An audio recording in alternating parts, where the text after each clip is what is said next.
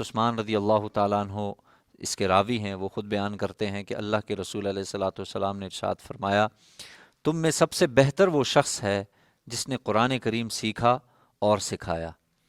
گویا، اور یہ بخاری شریف کی روایت ہے، آپ علیہ الصلاۃ والسلام نے یوں بتا دیا، یوں فرما دیا کہ بھئی اس کائنات میں اگر کوئی سب سے بہترین آدمی ہے وہ یہ ہے، وہ ہے کہ جو قرآن کریم کو سیکھے اور سکھائے، خود بھی سیکھ رہا ہے اور لوگوں کو بھی سکھا رہا ہے۔ یہ سب سے بہترین آدمی ہے۔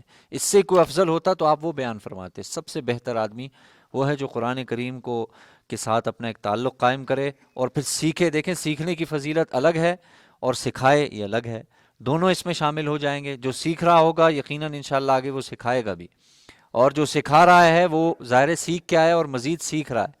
تو اس لیے بہرحال ایک فضیلت کی چیز ہے قرآن مجید کو سیکھنا اور سکھانا۔